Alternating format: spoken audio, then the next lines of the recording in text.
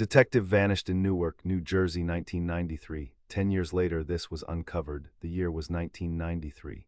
Newark, New Jersey, a city of stark contrasts where the promise of urban renewal battled the stubborn grip of poverty, crime, and decaying infrastructure. It was a place where ambition thrived alongside desperation, a crucible of American life etched in concrete and the relentless hum of industry. And in the heart of this city worked Detective Art Jenkins, a man as much a part of Newark's fabric as the cobblestones beneath his worn leather shoes. Art was 46, a decade and a half into a career that had chiseled lines of fatigue around his eyes but left his resolve unbent. He lived in a modest two-story home in the Wequahic neighborhood, a quiet residential pocket offering a slight respite from the city's roar. His mornings began before dawn, the aroma of Sarah's strong coffee a familiar comfort. Sarah, his wife of 22 years, understood the demands of his job better than anyone. She'd seen the late nights, the sudden calls, the haunted look in his eyes after a particularly grim case. Their children, Emily, 16, and Michael, 14, navigated their teenage years under the distant but loving shadow of their father's commitment to justice. Art's beat was the South Ward, a district often overlooked, where the desperation was palpable and crime a constant companion. He drove his beat-up '88 Ford Taurus, its suspension groaning over potholes, past boarded-up storefronts and the vibrant life spilling from bodegas. He knew the rhythm of these streets, the faces, the unspoken rules. He was old school. His methods relied on shoe leather, intuition, and an uncanny ability to read people. His precinct, a utilitarian brick building on Green Street, was his second home, its fluorescent lights humming a perpetual lullaby of bureaucracy and investigation. For the past 5 months, Art had been consumed by a particularly insidious case. The burgeoning drug trade that seemed to be tightening its grip on the city, evolving from street-level dealers to an organized network with alarming reach. He suspected it wasn't just small-time players. He felt the invisible hand of something bigger, something with protection, perhaps even within the city's power structures. His current focus was on a distribution hub operating out of a seemingly innocuous, disused warehouse near the Passaic River, a labyrinth of crumbling brick and forgotten industry. He believed the operation was run by a relatively new, violent crew, but funded and shielded by someone with deeper pockets and longer connections. He had a confidential informant, a low-level dealer named Marco, who was terrified but had offered tantalizing glimpses into the upper echelons of the network. "You're getting too close, Art," his partner, Detective Marcus Mac Miller, a younger, more tech-savvy but equally dedicated officer, would often warn. Mac, with his neatly trimmed mustache and crisp shirts, was the perfect foil to Art's rumpled charm. "This feels different, higher stakes than usual." Art would just grunt, pushing his spectacles up his nose, his gaze fixed on a map spread across his desk, marked with red circles and hastily scrawled notes. "Someone's got to do it, Mac. These guys are poisoning our kids, our city." The first warning signs were subtle, like distant thunder. Hang-up calls at his home phone, always late at night, a silent presence on the other end. Sarah initially dismissed them as wrong numbers, the quirks of a landline in an age before caller ID was universal. But Art knew better. Then came the misplaced files on his desk, the faint impression of pages that had clearly been moved, even though his office was supposed to be secure. A few times he noticed a dark sedan, a late-model Chevy Caprice, idling a block or two from his home, its occupants obscured by tinted windows. He'd drive past, circle the block, and it would be gone. Paranoia or instinct, for Art the line was often blurred, a necessary hazard of his profession. One evening Art returned home later than usual. The porch light cast long shadows. As he fumbled for his keys, he found a small, crudely folded note tucked beneath his doormat. It read in block letters, "Back off, your family is watched." His blood ran cold. He didn't mention it to Sarah, not wanting to frighten her, but he couldn't shake the chill it left in his gut. He started checking the locks 3 times, scanning the street before pulling out of the driveway, his hand instinctively going to the small, cold comfort of his service weapon. He confided in Mac the next morning, showing him the note, its cheap paper crinkling in his hand. Mac's face, usually calm, tightened. "Art, you need to go to Ramirez. This is a direct threat." "You're a cop, and if it's someone in the department, Mac, or someone with connections high enough to make Ramirez look the other way," Art countered, his voice low, strained. "I'm close. Marco is meeting me tonight. He's got the whole ledger, he says. Names, dates, amounts, the whole damn thing. If I go to Ramirez now, it could spook them." He knows what's at stake. He's scared for his life, but he's doing it because he lost his little sister to this garbage. Mac argued, but Art was resolute. He told Mac he'd call him the moment he had the ledger in hand, or by 11 p.m., whichever came first. If Mac didn't hear from him, he should call Captain Ramirez. That was Art's plan, a desperate gamble. October 18, 1993. The crisp autumn air of Newark bit with a premonition of winter. Art left the precinct around 7 p.m., telling Mac he was just tying up a few loose ends. He pulled his Taurus into a dimly lit side street in the old ironbound district, near a defunct printing press, the meeting point Marco had chosen, claiming it was less conspicuous. The area was quiet save for the distant rumble of a freight train and the occasional passing car. Art waited, his eyes scanning the shadows. He saw Marco, a nervous figure, darting from an alleyway, clutching a thick envelope. As Marco approached Art's car, a sudden blinding flash of light from behind, then a sickening crunch of metal. Two figures emerged from the second vehicle, moving with brutal efficiency. Art barely had time to react. He never called Mac. 11 p.m. came and went. Mac's pager remained silent. He called Art's home. Sarah, groggy and worried, told him Art hadn't returned. A cold dread settled in Mac's stomach. He immediately contacted Captain Ramirez. The initial investigation was a flurry of desperate activity. Art Jenkins, a decorated detective, didn't just disappear. Ramirez immediately mobilized every available officer. The next morning, Art's unmarked Taurus was found, abandoned and badly dinged, in an industrial lot bordering the Passaic River, a desolate stretch littered with rusted shipping containers and forgotten machinery. The driver's side door was ajar, a small pool of oil glistening beneath, but no blood, no struggle. His precinct-issued .38 revolver was missing, his badge, his wallet, his pager all gone. The only thing left was a single, crumpled cigarette butt, a brand Art never smoked. A grim, meticulous search of the area yielded nothing. No witnesses had seen anything. The usual street informants, usually eager for a reward, were eerily silent, their faces etched with a fear deeper than usual. Sarah Jenkins was a hollow shell of her former self. The initial media frenzy brought a fleeting hope, then a crushing silence. News channels carried Art's smiling photo for a few days, then moved on to the next crisis. The Jenkins home, once a lively family hub, became a mausoleum of waiting.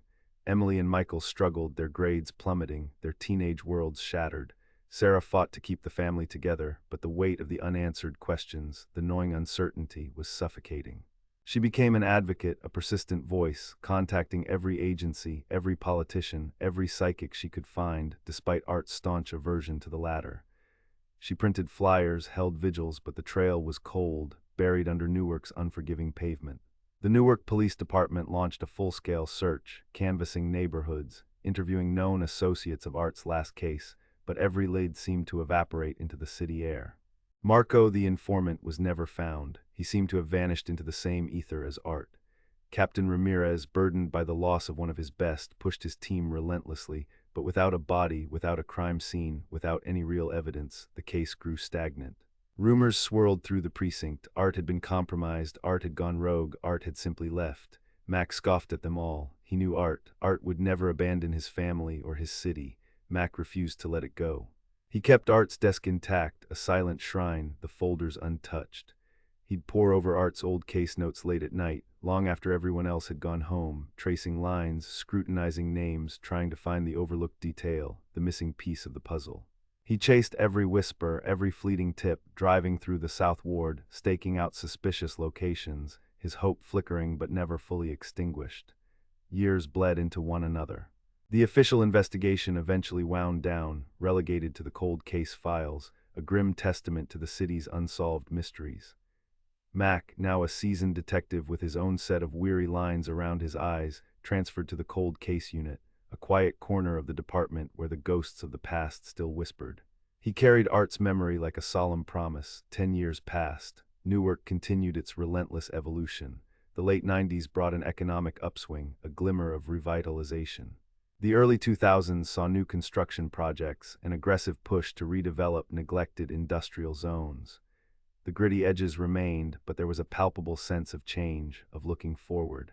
For Sarah and her now-grown children, Emily, 26, and Michael, 24, the passage of time had dulled the raw edges of grief, replacing it with a quiet, enduring ache. They had built new lives, but a part of them remained forever stuck in that autumn of 1993, forever waiting for Art to come home. It was a sweltering July day in 2003. A construction crew, part of a massive urban renewal project, was excavating a long-abandoned industrial plot near the Passaic River, just a few miles from where Art's car had been found a decade earlier. This particular site, once a sprawling chemical plant, had been a notorious dumping ground for decades, its soil contaminated, its buildings skeletal ruins. The heavy machinery churned through layers of concrete and compacted earth, unearthing rusted pipes, forgotten foundations, and the debris of a forgotten era.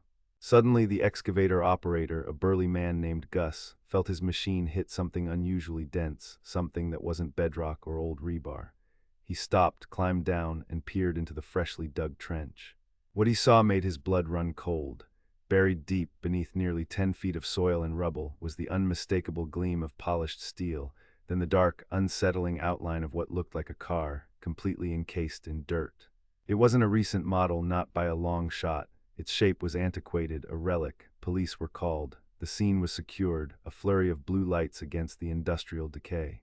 Detective Marcus Miller, now heading the cold case unit, was among the first to arrive, his heart thumping with a mix of dread and a faint, electric current of hope. He watched as forensic teams, equipped with far more advanced technology than a decade prior, carefully excavated the buried vehicle. It was a 1988 Ford Crown Victoria, dark blue, extensively corroded but undeniably a police-issued model. And then the grim, undeniable truth began to emerge. Inside the car, slumped in the driver's seat, were human remains. The passage of time and the corrosive environment had taken their toll, but a few crucial details remained. A tarnished wedding band on a skeletal finger, a specific, almost unique belt buckle, a gift from his children years ago. And crucially, nestled in the inner pocket of a disintegrated jacket, a small, laminated police ID, still legible through the decay. Art Jenkins, the .38 service revolver still holstered, was also found, corroded but present. Forensic analysis confirmed it. Art Jenkins. 10 years, 5 months, and 18 days after he vanished, Detective Arthur Jenkins had been found. The initial examination by the medical examiner on site revealed a single, fatal gunshot wound to the back of the head. An execution. And in the passenger footwell, a thick, water-damaged but still partially legible ledger, its pages stained but bearing faint outlines of names and figures, the very document Marco was supposed to deliver. It confirmed Art was on the precipice of exposing a major drug operation with ties reaching into the highest echelons of Newark's criminal underworld. The discovery sent shockwaves through the city and through the Jenkins family. Sarah, a decade older, wizened by grief, broke down at the news, a torrent of tears that had been held back for years finally released. It was not the homecoming she had dreamed of, but it was an answer. Her husband wasn't a runaway, wasn't compromised. He was a hero, silenced for his relentless pursuit of justice. Emily and Michael, now adults, found a grim solace in knowing their father's fate, his dedication unequivocally validated. The ledger, painstakingly restored and analyzed, confirmed Art's suspicions. It detailed a complex network of drug trafficking, money laundering, and more disturbingly, named several prominent figures, including a high-ranking city official who had provided protection and logistical support for years. Marco, the informant, was likely also silenced that night, his body disposed of elsewhere, cementing the ruthless efficiency of Art's killers. The case was reopened, a new, intensified investigation launched with the modern tools of 2003. The discovery didn't bring Art Jenkins back, but it brought a measure of closure, a vindication of his sacrifice. Justice, however, remained a more elusive prize. The powerful figures named in the ledger were long gone, some dead, others having faded into the shadows, their tracks meticulously covered over the decade. Arrests were made, lower-level players caught in the dragnet, but the architects of Art's demise remained untouchable, ghosts in the machine. Newark remembers Art Jenkins now not just as a missing detective, but as a dedicated officer who paid the ultimate price for his commitment to his city. His story became a somber reminder of the hidden battles fought in the urban landscape, of the quiet heroes who walk among us, and the unforgiving depths of the darkness they often uncover. His final resting place was found, not in a grand ceremony, but unearthed from the very earth he had sought to protect, a stark, profound echo of the relentless struggle for justice in a city that never truly sleeps. His memory, etched into the heart of his family and the cold case files, now stands as a testament to the price of truth, a silent sentinel in the ever-unfolding narrative of Newark, New Jersey.